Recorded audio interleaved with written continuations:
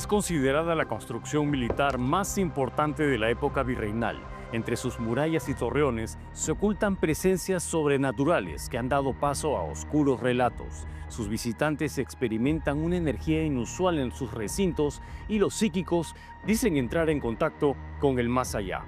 Acompáñenos a una experiencia paranormal en la fortaleza del Real Felipe. Bienvenidos. Esto es Hora Contacto.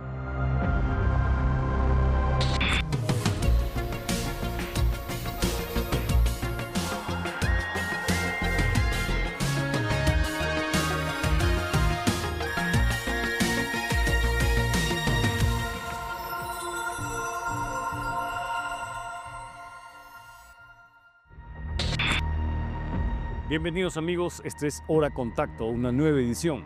Y quiero decirles que el día de hoy tenemos un programa especial, junto a Dharma Paranormal, con quienes compartimos una experiencia en la fortaleza del Real Felipe. Me acompañan Pedro Noguchi y Francisco Adriansen, y con ellos veremos este impactante reportaje sobre este misterioso lugar.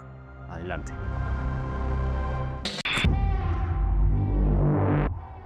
Tanto se ha escrito del Real Felipe, que fue escudo, prisión, símbolo de poder virreinal, que en sus muros gruesos se atrincheró la última esperanza de España. Pero lo que pocos cuentan es que cuando la noche cae y se apagan los focos turísticos, este fuerte de piedra respira historia y leyendas. Entonces siempre han visto salir un ente blanco del torreón de la reina, sale, cruza la muralla hacia el otro torreón y desaparece. Entramos al torreón de la reina.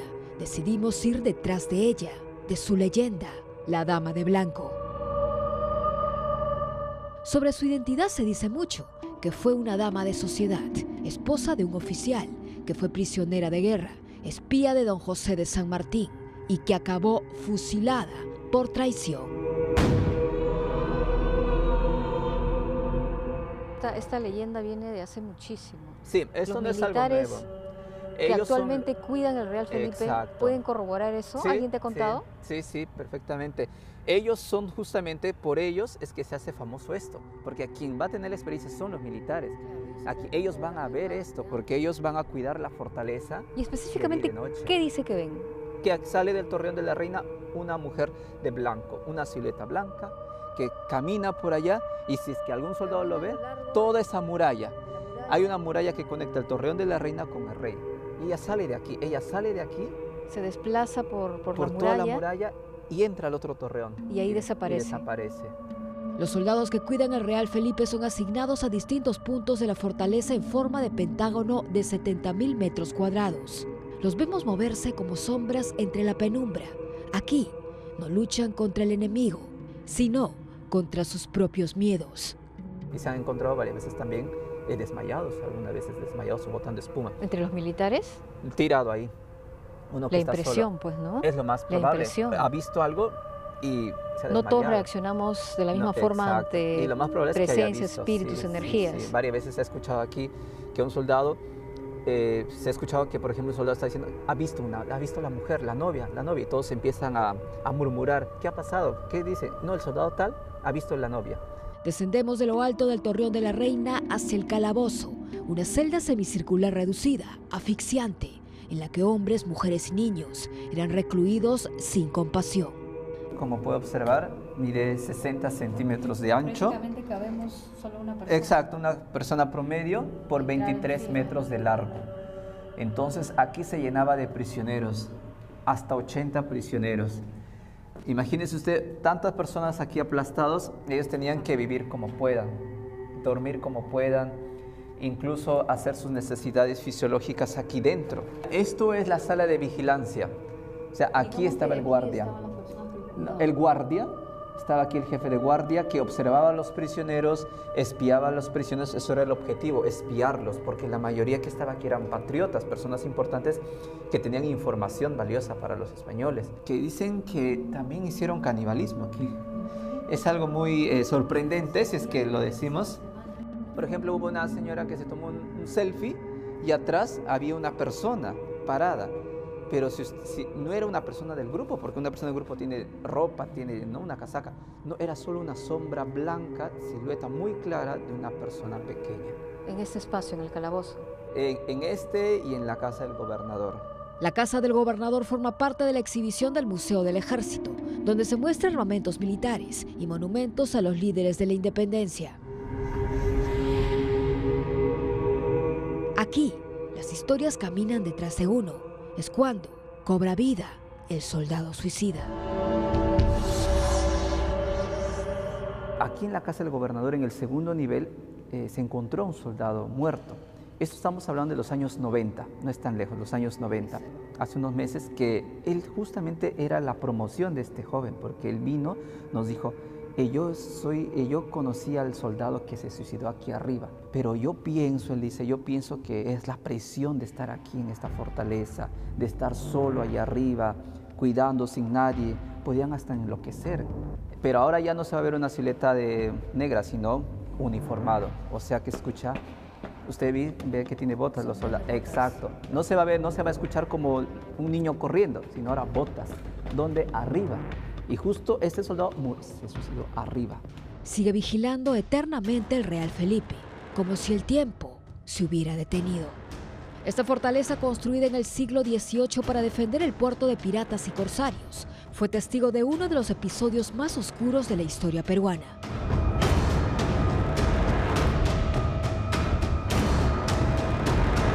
Era marzo de 1824. La guerra por la independencia del Perú estaba sellada. Pero en el Callao, un español se resistía. El general José Ramón Rodil se atrincheró. Él es el último gobernador de esta fortaleza, que puso una gran resistencia, el que esperó ayuda de España, una ayuda que nunca llegó.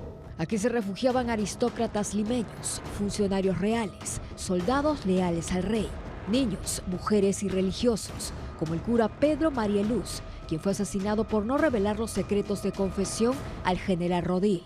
Padre Pedro Marieluz, este cura conoció a la mamá de José Olaya, que estuvo preso aquí.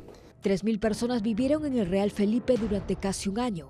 Muchos huían de Simón Bolívar, autoridad suprema del Perú. No sabían que firmaban su sentencia de muerte. Primero fue el hambre, luego la enfermedad, escorbuto, disentería.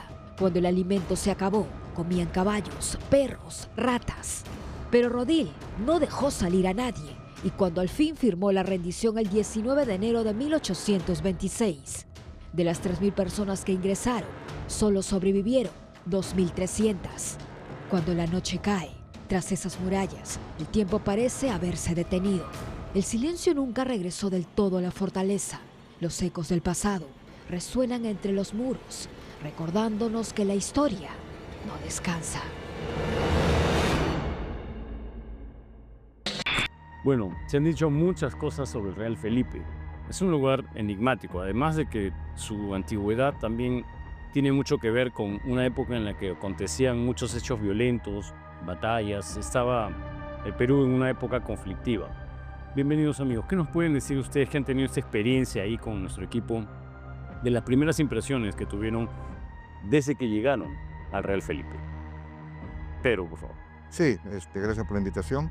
Real Felipe siempre para nosotros ha representado en cada visita una experiencia distinta. No siempre van a aparecer estas presencias que se comentan mucho por parte de los visitantes y los trabajadores del lugar, pero en anteriores oportunidades también nos ha ocurrido fenómenos muy interesantes, sobre todo de comunicación o de psicofonía, por ejemplo, ¿no?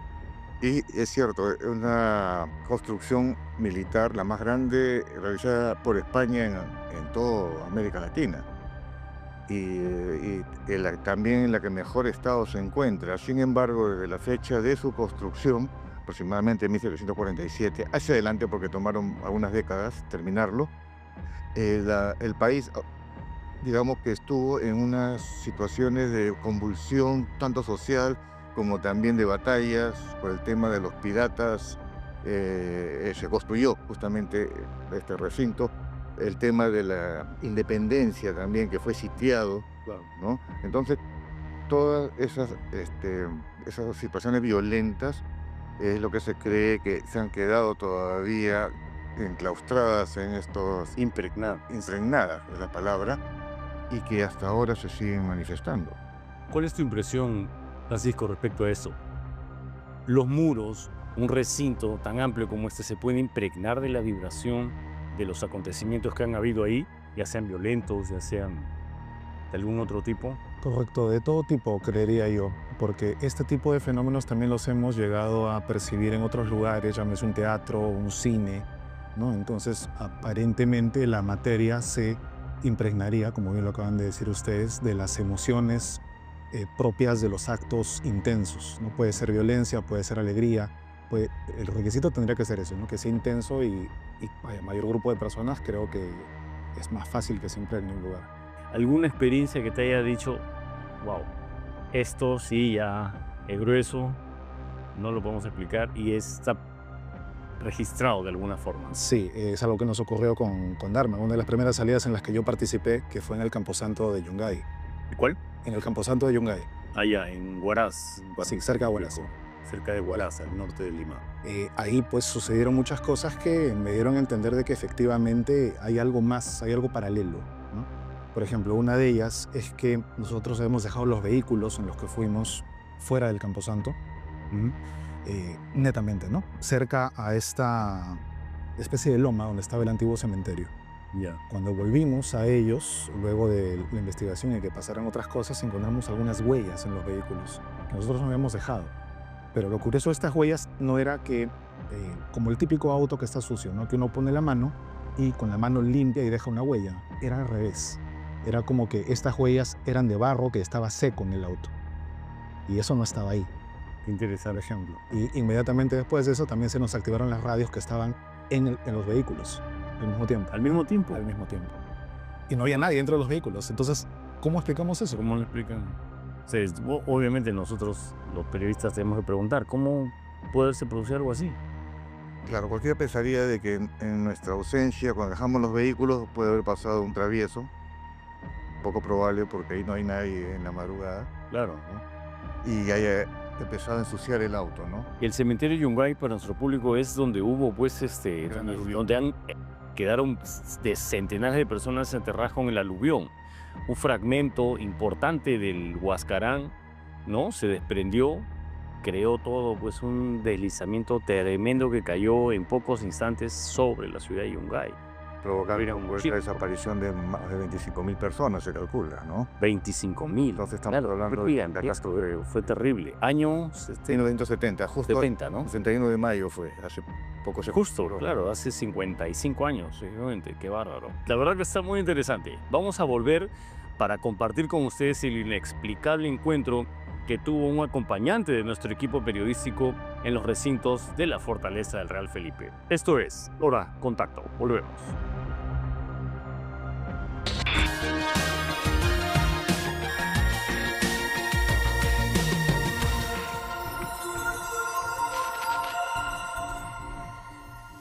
Solo un instante.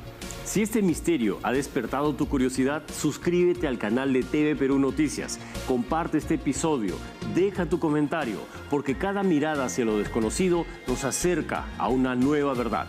Continuamos con el programa.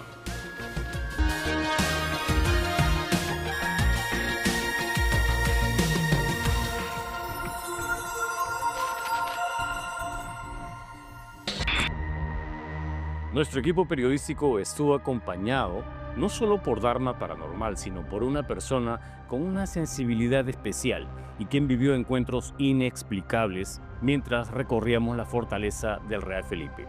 Veamos. Sobre la fortaleza del Real Felipe se cuentan innumerables historias. Epidemias, ejecuciones, torturas, violencia. Aquí, la muerte encontró su última morada.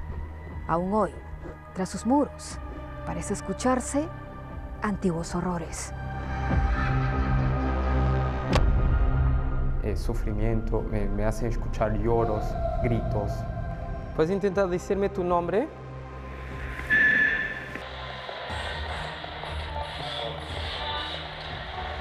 ¿Cuántos son ustedes ahí?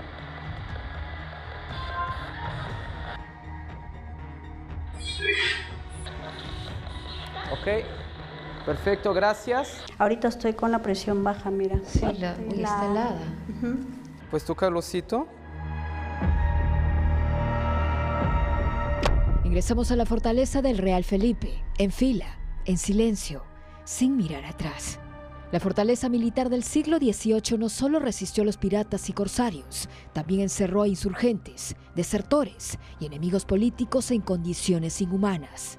Sus muros, húmedos y fríos, guardan más que silencio. Un escenario que no es nuevo para los integrantes de Dharma Paranormal. El grupo de expertos se dedica a la búsqueda de evidencias de actividad paranormal desde 2007. Sus estudios parapsicológicos se apoyan en herramientas tecnológicas que registran audios e imágenes, pero no todo es tan fácil como parece. Ellos pueden pasar horas e incluso días en la espera. La paciencia y la suerte es crucial, asegura Pedro Noguchi, uno de los fundadores de Dharma Paranormal. Bueno, esta es una cámara que nosotros hemos ensamblado, donde le hemos incorporado una cámara térmica y una cámara infrarroja. Tenemos acá una cámara trampa, que es utilizada mucho en cacería fotográfica, en donde si algo se acerca, la cámara se activa con el movimiento. Esa noche, Pedro, Matt y Francisco preparan el lugar de la intervención. La casa del gobernador, que antiguamente era la residencia del jefe militar español en la fortaleza. Esta es una grabadora de audio por si hay algún tipo de sonido que se deba captar en ese momento. Y en el osito han incluido unas luces que van del rojo al amarillo. Sí, tiene un sensor de proximidad. Una pelota, un peluche y unos caramelos son los regalos para el niño. Algunos relatos señalan que juega, corre y desaparece entre las reliquias militares del Museo del Ejército. Digamos que se esconde en este espacio. Así es, sí. Aquí entre los uniformes, sí. Y entonces los soldados que han venido aquí, que cuidan la fortaleza, cuando ellos pasan y cuidan, porque ellos están rondando toda la noche, han escuchado que corren. Y aquí están las huellas. Estas por allá también hay otra. Son pies aquí, ¿no? Huellas de pies de niños, por allá también. Ahora, solo nos queda esperar. Matt Castañeira, parapsicólogo y medium, empieza a llamar al pequeño. Trata de convencerlo. ¿Puedes intentar decirme tu nombre? Pues tú, Carlosito. Ya, mira, te vamos a dejar tranquilo, acá con el peluche y todo. Entre tanto, disfruta el caramelo, juego con la pelota, diviértate. Ya regresaremos un poquito más tarde, ¿ya? Muchas gracias. Para Matt, los espíritus tienen conciencia y por eso le habla con familiaridad, para que no tenga miedo. Sí, tienen miedo como nosotros. Cree que el número de personas presentes lo intimida. Eso en varias investigaciones nos hemos percatado que cuando queremos contacto, por ejemplo, si hay como 10, 15 personas, hay mucha gente. Por veces puede influenciar. Sí, puede influenciar también la energía de cada persona. Imagínate que tienes un niño y adelante del niño, por ejemplo, hay 20 personas. Va a tener miedo. Ese día el niño no se manifestó. Se escondió en esa dimensión paralela, desde donde nos ve irnos. Es una de esas noches sin luna visible en el Callao. Las luces tenues hacen ver el Real Felipe como un espectro entre la penumbra, el frío de junio y el silencio.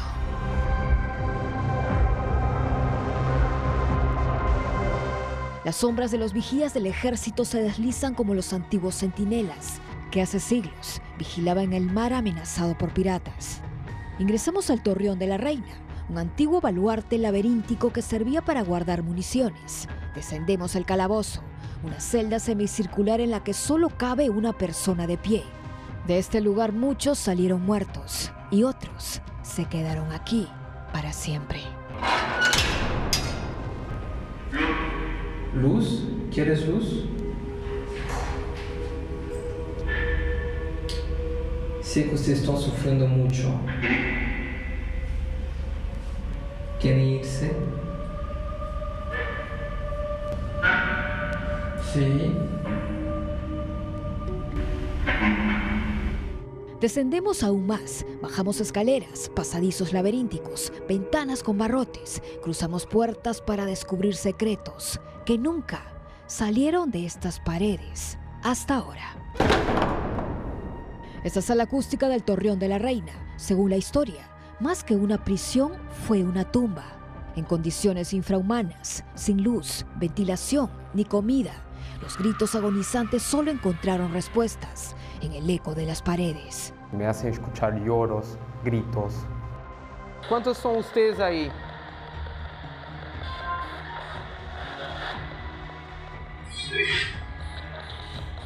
Ok, perfecto, gracias. El Spirit Box hace un barrido de las frecuencias de radio y capta un leve susurro, apenas audible, de alguien o algo que esa noche no quiso mostrarse del todo. ¿Eran piratas?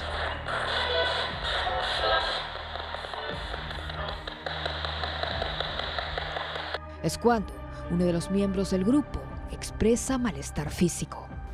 Y ahorita siento un poco, pero ya ahorita me está bajando un poquito. Ahorita estoy con la presión baja, mira. Sí, está helada. Es completamente normal. Cuando una persona es sensitiva, como la señora, y que por veces no está acostumbrada a entrar en lugares como estos, espiritualmente hay que estar preparado, hay que estar protegido. Matt recomienda antes de ingresar a lugares cargados energéticamente, hacer una oración acorde a las creencias, llevar anillos o crucifijos, como el que tiene en su mano derecha, un anillo de San Benito, objeto religioso que se usa en la práctica católica como protección contra fuerzas negativas y demoníacas. Esa noche, Analí Hurtado, esposa del director de los museos del ejército, Eric Hauseler, nos siguió durante toda la grabación, como buscando respuestas a estas manifestaciones que para ella no son nuevas. Siempre trato de mi mecanismo es de defensa es la negación, ¿no? Pensar en que eso no es real, se cayó por el peso, cosas así. Pero yo escucho, por ejemplo, sonidos donde no deberían haber sonidos, que son cosas estáticas, que no deberían moverse. Escucho demasiados sonidos. Matt decide conversar con Analí en privado. Recomienda hacerse una higiene espiritual antes de salir. Por eso, al irnos, fuera de cámaras y por respeto al ritual, nos hace un rezo a cada uno. Luego Pedro nos ahuma con unos trozos de palo santo. Estamos listos para dejar el Real Felipe. Es casi medianoche, sin luces, ni cámaras, ni guías, ni visitantes. El Real Felipe regresa a su estado natural, donde tal vez quienes nunca se fueron emergen de la oscuridad para repetir su historia para siempre. Sin desmerecer el testimonio de la señora, mi posición obviamente como periodista es dudar, ¿no? ¿Qué porcentaje de lo que nos cuenta es real por saber que estaban por grabar un programa de televisión? ¿Y qué porcentaje verdaderamente puede responder a una influencia de las entidades que tienen alrededor? ¿Cómo podemos aclarar eso al público? Bueno, en primer lugar, la persona que entrevistaron no la conocíamos, apareció en el momento allí. Después ya cuando empezó a manifestar que no se sentía bien por esos síntomas, para nosotros que conocemos, hay síntomas característicos de una contaminación energética cuando ingresas a un lugar justamente con toda la carga del Torreón de la Reina, ¿no? ¿Y qué carga hay ahí? ¿Por qué es tan especial y tan negativa la energía ahí? Mira, hemos hablado de que han ocurrido hechos bastante trágicos durante la historia. En este torreón, aparte de que se combatió externamente, hay unas mazmorras que sometían a los prisioneros en condiciones infrahumanas realmente, ¿no? Prácticamente eran mazmorras de unos 60 centímetros de ancho y era en forma de U y una sola entrada. Entonces se dice que los alimentos se los arrojaban y el que alcanzaba podía comer algo, el que no moría de inanición. Y era terrible las condiciones. Entonces, y eso se impregnará por los muros y el lugar debe estar muy cargado negativamente. Exactamente, porque nosotros hemos ido en años anteriores con personas que tenían sensibilidad y que no lo sabían, nosotros tampoco, y empezaron a sentirse mal, curiosamente. Algunos tal vez no tengan esa capacidad, no van a sentir nada, pero otros sí, claro. Y la pasan bastante mal. Entonces, síntomas de contaminación energética hay muchos, pero normalmente puede ser dolor de cabeza, puede ser dolor en la zona lumbar o en la nuca, náuseas, opresión en el pecho, pesadez en las extremidades. O sea, ustedes ya tienen más o menos mapeado cuáles son ya los posibles síntomas de una persona sensible ante este tipo de energías negativas. Sí, definitivamente. ¿Será por eso que hay la creencia de que a los niños no se les debe llevar a un cementerio, por ejemplo? Claro, hablamos de que los niños y las personas pues jóvenes son más sensibles a todo esto porque tienen los sentidos más abiertos, no están tan curtidos como nosotros, ¿no? Que ya estamos en cierta edad y que estamos acostumbrados a la interacción, a la bulla, al ruido. Si nuestra reportera le tocó la frente, estaba caliente, las manos frías, más lo que transmite la señora, ¿no? O sea, sí puede corresponder a los síntomas que ustedes han ya definido más o menos, encaja dentro de él. Porque hay síntomas que no se pueden fingir, por ejemplo, ¿no? Es un lugar donde cuando nosotros entramos medimos la temperatura, había 19 grados. A medida que, obviamente por la misma presencia nuestra, humana, empezó a elevarse en unos cuantos minutos a 24 grados, más las luces, ¿no? Claro. Y sin embargo, habían personas dentro del grupo que sentían frío. Es contradictorio, porque yo sentí calor, me tuve que quitar la casaca, pero había personas que sí sentían frío en un ambiente de 24 grados. No era sugestión. Empezaron a sentir otro tipo de síntomas también, sin saberlo. ¿Sabes? Lo que te acabo de decir no lo sabían ellos, por ejemplo, ¿no? Principal es la prevención, entrar con un tipo de protección previa y después elementos que te ayuden después a descargarte, ¿no? Por ejemplo, explícanos esa parte de la prevención, ¿cómo se hace, por ejemplo? Bueno, en nuestro caso, que ya tenemos cierta experiencia en estas visitas, pues llevamos siempre algún tipo de protección, ¿no? Inclusive puede ser metales específicos, como el acero, o también cristales, ¿no? Eso ya depende, más, yo no diría de la creencia, sino de las experiencias de cada uno, ¿no? Cuál le da resultado mejor. Luego tenemos ya el momento de salir, hay que tratar de descargarse. La forma más simple es la ducha seca, que le llama, que te sacudes todo el cuerpo, pero hay otras formas más efectivas. Por ejemplo, la sal marina gruesa, también te la puedes espolvorear antes de llegar a tu hogar, ¿no? Por ahí, ¿no? O sahumar también, importante. O hay ciertos rituales breves de liberación energética, de corte energético, que también se pueden realizar. Y además de las psicofonías, ¿de qué otras maneras se puede registrar a estas entidades, a estas energías que están en algunos sitios? Lo que ahora tenemos todos a veces en el bolsillo, ¿no? Las cámaras de seguridad, las cámaras en los teléfonos. Y es curioso porque muchas veces lo que registran estos aparatos no es una entidad formada, sino una luz extraña o una sombra, ¿no? Y cuando hablamos de que un medium está presente, el medium ve a una persona, pero los aparatos la captan de otra manera. Lo curioso es que ambos están captando algo. Claro, pero generalmente no es en el rango de luz visible, sino en infrarrojo. Exacto, y eso es lo curioso, porque nosotros no vemos en infrarrojo y a la par que no vemos en infrarrojo no escuchamos ciertas frecuencias. Claro. Entonces nuestros sentidos están muy limitados. Los sentidos de nuestros aparatos, por así decirlo, tienen mucho más amplio espectro para poder captar cosas. Claro. Para nuestro público, o sea, de todo el círculo que estoy viendo acá, la luz visible solamente es un pequeño fragmento nada más de lo que podemos ver. Todo lo demás está fuera de nuestro alcance.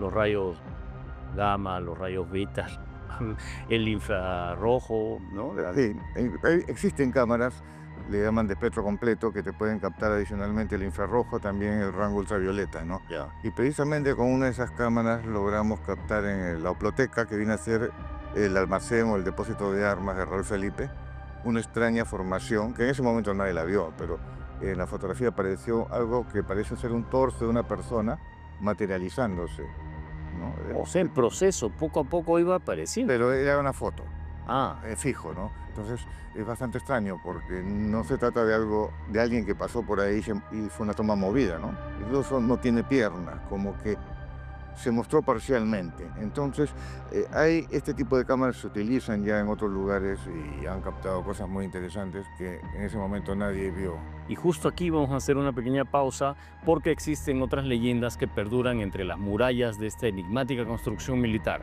como el relato del brigadier, quien resistió por 2 años la toma del Real Felipe y cuyo espíritu siguió resguardando sus recintos. Esto es Hora Contacto.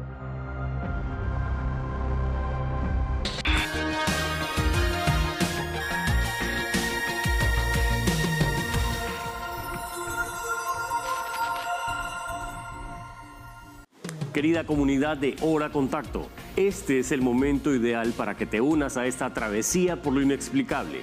Suscríbete, activa la campanita. Hay muchas más historias que el tiempo no ha logrado revelar. Regresamos.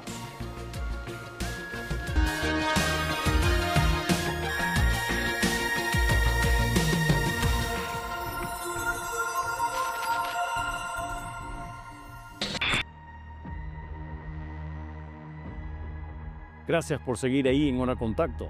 Existen leyendas como las del brigadier Rodil y el soldado suicida que al parecer sus espíritus siguen atrapados en el Real Felipe. ¿Es esto posible? A ver, yo conozco la historia de Rodil y lo que hizo, ¿no? San Ramón Rodil, que en el momento cuando las fuerzas de la independencia, digamos que rodearon el lugar, el mejor lugar para refugiarse era el Real Felipe, y él prácticamente se encerró con las familias más, digamos, españolas de la época, soldados, ¿no? Y sitiaron el lugar porque era inexpugnable, pero solamente esperaban de que se acabaran los alimentos. Y Rodil pues amenazó a quien desertara, lo fusilaban. Hay sí otras historias, por ejemplo, se habla mucho de la mujer de blanco que aparece en el puente de acceso al Torreón de la Reina, ¿no? Y eso lo han comentado tanto algunos guías como también soldados que hacían guardia, ¿no? Bueno, lo han relacionado con la Parriccioli, pero no, quizás por la asociación que existe con el virrey Amat, que él estuvo en la segunda parte de la construcción, quizás por eso, pero no hay forma de comprobar que sea ella. Sí, pues, ¿y a ti por qué crees que puedan vincularlos de alguna manera con la Parriccioli o con...? Porque es lo más popular que se conoce de la época pues, del virreinato, ¿no? Finalmente, la aparición de la Dama de Blanco, porque así se le conoce en múltiples lugares, no es exclusiva del Real Felipe. Eso sucede en muchos lugares históricos de Lima, de otras ciudades, Sudamérica, incluso Europa, en España. Es muy común. A veces las ven en algunas curvas de algunos pueblos, lugares donde han habido accidentes. También se le liga mucho a supuestas novias, ¿no? Que tuvieron una desgracia y aparece pues, vestida con su vestido de blanco. Pero no necesariamente es así. Hay una pregunta que se le ha hecho a otros especialistas en estos temas, y es ¿por qué las entidades, los fantasmas, los espíritus, como quieras llamarle, aparecen con ropa? ¿Tú te podrías responder eso? Sí, claro. Resulta que después de la muerte hay una especie de estado de conciencia alterado. Entonces uno se muestra como cree verse. ¿Okay? Y por eso es que puedes ver incluso apariciones de accidentados con todas sus heridas, ¿no? Todo el daño como sufrieron. Pero ¿qué herida puede tener un espíritu? Claro. Entonces es porque él cree y se sigue proyectando igual. ¿Qué pasa? Que cuando alguien nos ayuda a trascender, ya sea un psíquico, un medium, inmediatamente ven un portal y cambian de apariencia. Y se muestran como el mejor momento de sus vidas. Incluso ya la ropa viene a ser pues, una especie de traje blanco, luminoso, ¿no? Nuestra producción tiene un pequeño video para que nuestro público, o sea, no solamente se quede con el glosario de las palabras nuevas, sino que también tenga una pequeña explicación audiovisual de lo que es una psicofonía. Adelante. Luz, ¿quieres luz? Sé que ustedes están sufriendo mucho. ¿Quieren irse? Sí.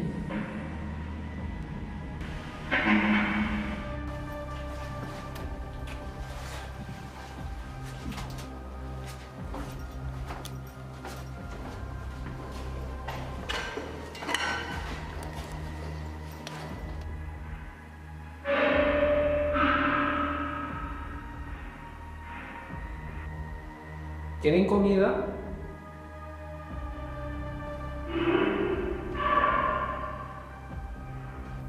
¿Quiere decirnos algo?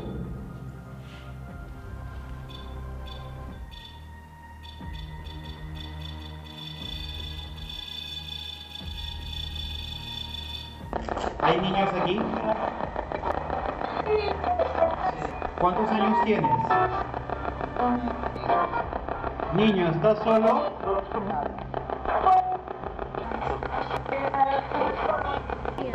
¿Puedo hablar con el niño? ¿Por qué llora el niño? La verdad que, o sea, algunos podrían decir que se ha cruzado una voz, pero no, o sea, está el nombre de Matt, que es el compañero de ustedes, conversemos, pregúntanos, ¿no? Se escucha clarito. O sea, Es una conversación. muy interactiva. Claro, exactamente. Hay otros casos que me han hecho escuchar y que suena media frase, media palabra, todo recortado, como que si se pelearan para hablar, pero esto está muy... ¿Será por el aislamiento que tiene? Mira, ¿Por los muros, que como decías? en parte por eso, pero también nosotros hemos pasado por todo un proceso, del año 2009, 2008, 2009. En principio nuestros artefactos eran un poco rudimentarios, en realidad pues no eran, han sido construidos precisamente para este tipo de actividad. Lo que hemos visto al inicio ya viene a ser una versión, digamos, armada por nosotros, modificada, para que no evitar estas interferencias precisamente, ¿no? Y el sonido salga, digamos, con la mayor claridad posible y no nos deje margen de duda de que pudo haberse colado algo. Y es fácil comprobar porque uno ve esa interacción con respuestas bastante coherentes con lo que se está preguntando. Exacto. O sea, para el público yo me imagino que podría ser algo así como la señal analógica que recibíamos antes, que muchas veces no estaba bien definida y se veían sombras borrosas, y ahora la señal digital es impecable. O sea, ¿se ve bien o no se ve? Exacto. Y algo así han logrado ustedes al afinar los Sí. sensores de sus equipos. Y además, el aparato que hemos visto al inicio puede utilizar cualquier tipo de fuente. Hace un momento hablaba de la materia prima, que debe ser la portadora, que puede ser cualquier sonido continuo. En este caso era un escaneo de frecuencias, pero nosotros no queremos recibir las señales de radio, solamente lo que en el fondo es el ruido blanco. Claro. Y también el ruido blanco viene a ser molesto cuando suena. También lo eliminamos, ¿no? Claro, el ruido blanco para nuestro público también es ese sonido cuando a veces no sintonizas bien la señal de radio de la muralla, que le dice, suena como lluvia. Sí. ¿No? Como en la televisión de analógica. Claro. De antes. Además tiene un procesamiento ahí ligero de sonido, un poco para alargar,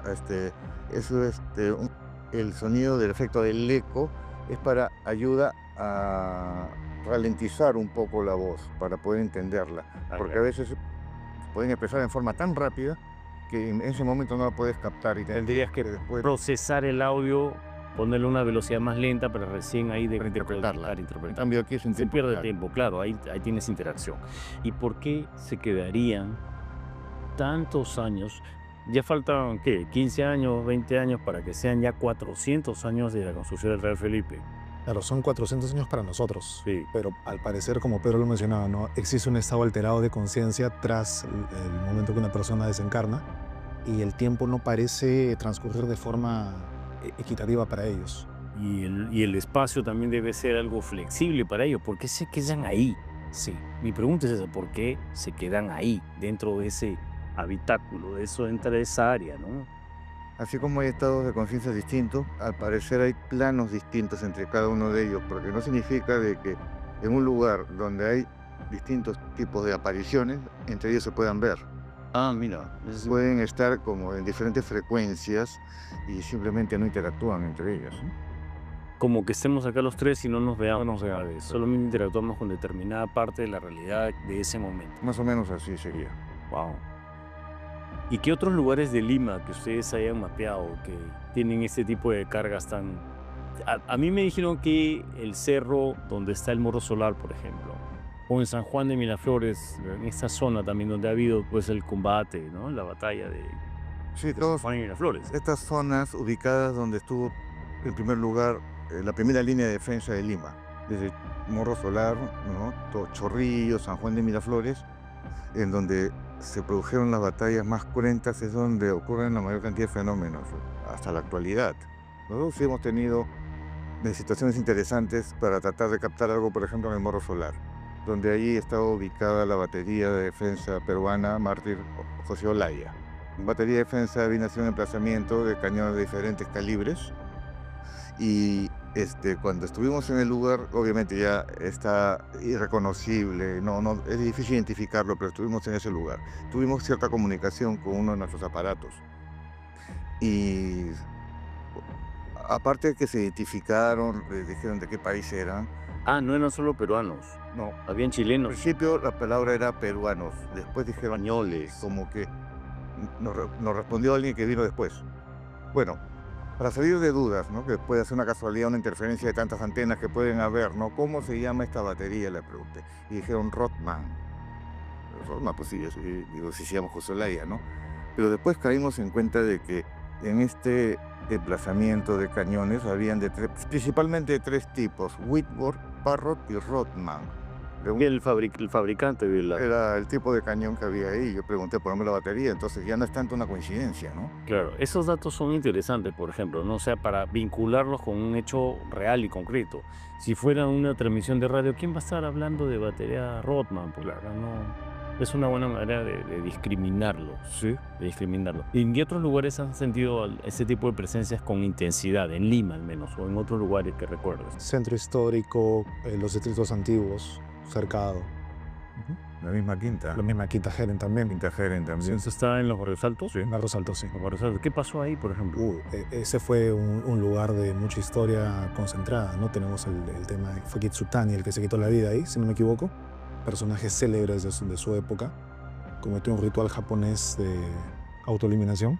Después también ahí reportan en una de las embajadas, creo que era la de Bélgica en ese momento, que hay todavía sombras que pasan. Los grupos de visitantes mencionan ese tipo de experiencias.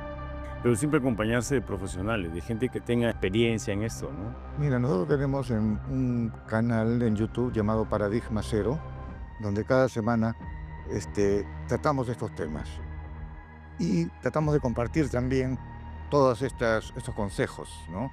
Porque eso va a ayudar a muchas personas también a solucionar lo que les está ocurriendo en casa, que puede solucionarse de una manera quizás sencilla.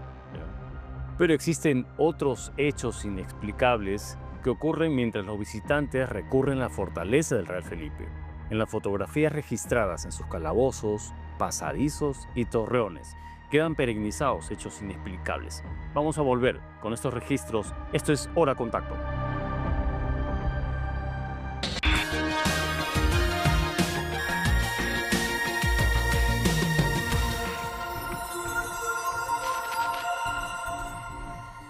Si esta historia te hizo cuestionar la realidad, suscríbete, activa las notificaciones. En Hora Contacto, los misterios apenas comienzan. Seguimos.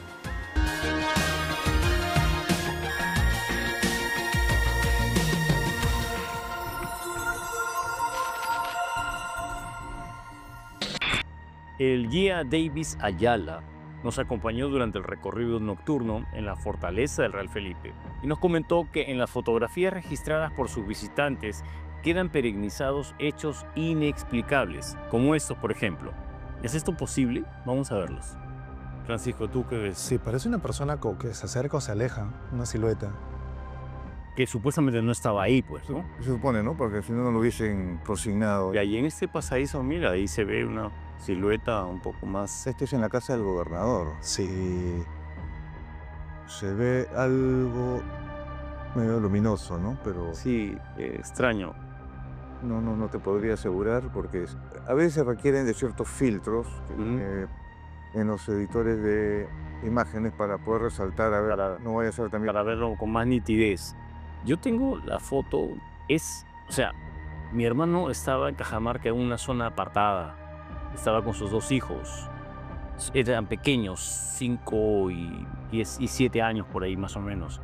Lo subió a una piedra que está a la altura de estos muros, alta, ya. Subió, los puso ahí, los sentó a ellos dos nada más. Detrás de él tenía el cerro.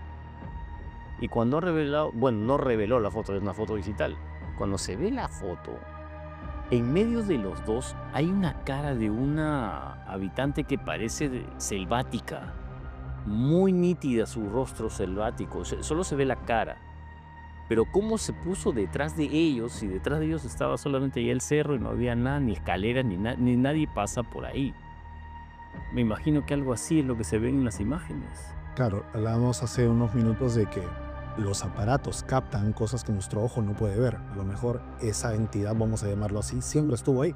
Y Y nosotros no la veíamos. No, y se puso ahí de curiosa para ver qué estaban haciendo. Y solo se ve cara entre las dos cabecitas de los niños, de mi sobrino, se ve ahí la cara. Es impresionante, porque mi hermano es un tipo muy racional. Y no, han ido de paseo a ese lugar, caminaban ellos dos, no había nadie. Y descartamos que te esté jugando cualquier tipo de broma. Sí, claro. Y el parte no lo va a exponer a sus hijos en una broma así. Pero de verdad es muy nítida el rostro y es inexplicable. Y eso ustedes deben haber visto, ustedes también eso muy seguido. Muchas veces, sobre todo también fotografías que nos envía el público de fotografías antiguas, ¿no? Incluso tomadas con film, que te había que revelarlas, ellos ni siquiera imaginaban que cosa iba a salir, ¿no? No había posibilidad de retorno. Fotografía analógica antigua. Luz, placa, emulsión de plata y ya. Proceso químico. Procesos químicos. Y recién se han dado cuenta cuando han recogido del estudio las fotografías reveladas y me acuerdo una que fue tomada en los años 70 en Callejón de Huaylas, ¿no? Que es la típica foto de una persona posando, una señora posando al lado de una cascada, me parece, pero atrás de ella había una persona de espaldas, pero sin cabeza, invocando algo. ¿Qué interés tendría de tu cara? O sea, ya ahí entra un proceso ya mucho más complicado que difícilmente tú te das cuenta de que es real la fotografía. Lo interesante es que también ahora, creo que tú trabajas con tecnología. Sí.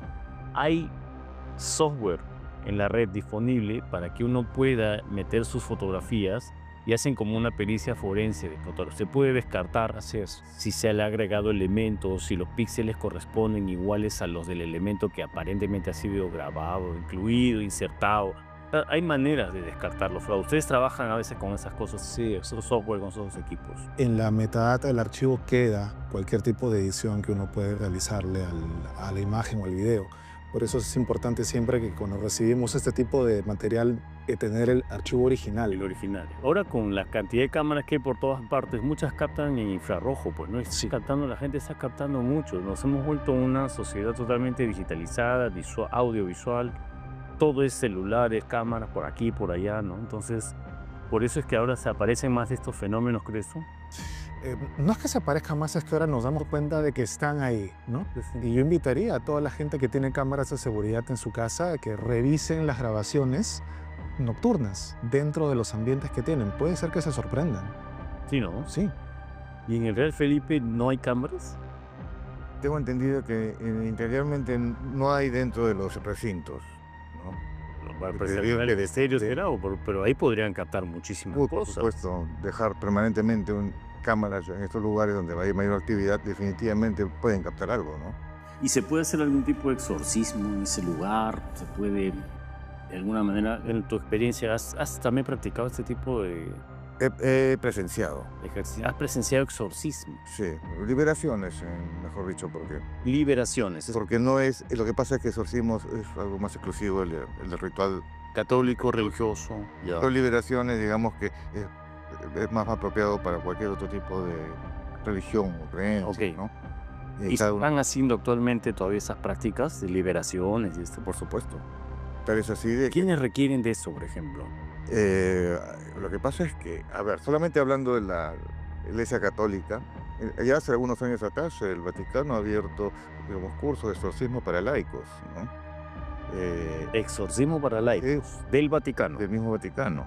Interesante. Entonces, era porque, según escuché, de que un obispo había reconocido de que los casos de posesiones están superando la cantidad de personas capacitadas para hacer un exorcismo, ¿no? Oh.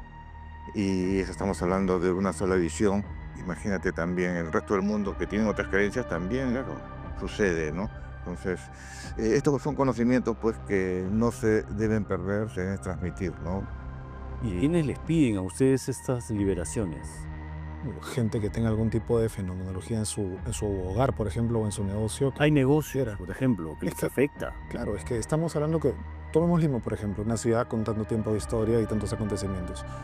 Uno a veces alquila un local para poner un negocio o para vivir sin saber lo que ha ocurrido ahí. Pueden haber sucedido miles de cosas trágicas, no solamente en una oportunidad, sino en múltiples. ¿Y cómo se hacen estas liberaciones? No me imagino que sean pues igual que las religiosas, con un crucifijo, con agua bendita, ¿cómo lo hacen? No, participan, en el caso de la religión, las liberaciones de lugares que se realizan bajo el concepto católico, pues utilizan los sacramentales y oraciones específicas también. Dependiendo de la persona que te lo solicita. Si es una persona creyente, obviamente va a pedir un ritual más cercano a lo... Va a preferir, Va a preferirlo. a algo que no conozca y que sea contraproducente, ¿no?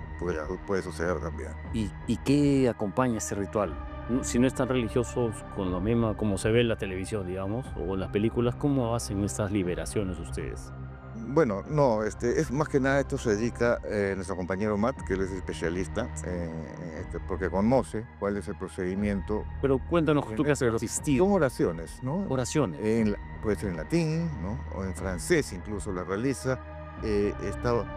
Viene a ser una especie de un híbrido quizás del ritual romano de exorcismo con lo que es el esoterismo católico.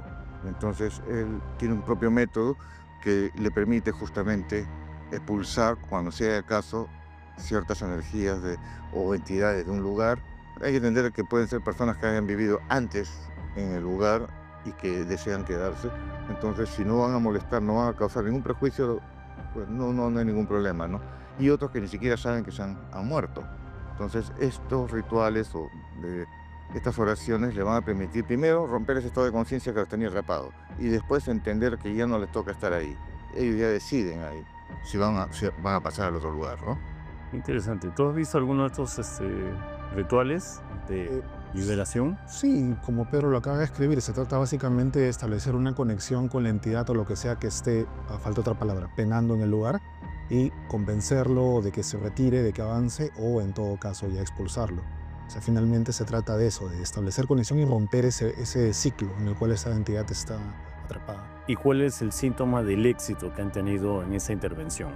Ya, muchas veces pasa de que los habitantes del lugar que están acostumbrados a su casa sienten que algo ha salido de ahí, que se levanta como que una pesadez, o cambian los olores del ambiente, cambia la vibra, por así decirlo. A veces también la temperatura. Una reflexión final, por favor. Sí, que como muy bien dices, hay todavía muchas cosas por conocer o que desconocemos y no por eso significa de que si no podemos ver algo que no exista, claro, ¿no? Entonces simplemente tener la mente abierta siempre, mantener también una posición analítica y crítica, porque tampoco podemos creer todo, pero hay que dar pie que falta mucho todavía por aprender y quizás dentro de poco o esperemos algún día que la ciencia empiece a reconocer de que estos fenómenos sí son posibles, ¿no? Perfecto. Tu cierre. Hace unos minutos mencionabas de que por qué es que las personas nos involucramos en estos temas. Es que el ser humano naturaleza es un explorador.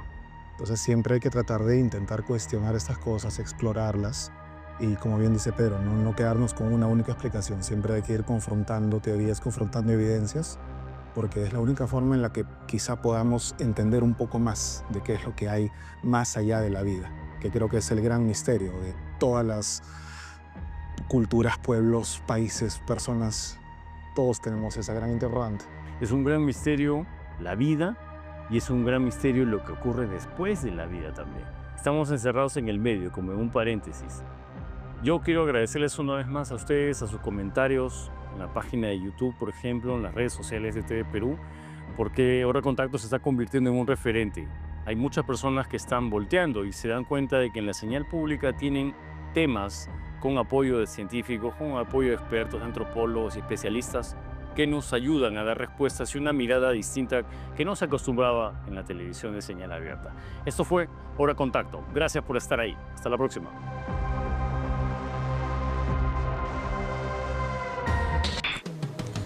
Hoy nos asomamos a un universo que desafía la lógica. Si este viaje te sorprendió, presiona me gusta, comparte y suscríbete. Hora Contacto no termina, apenas comienza. Y no te olvides de suscribirte a nuestro canal de YouTube y seguirnos en las redes sociales. Nos vemos. Gracias por acompañarnos hasta este punto del misterio.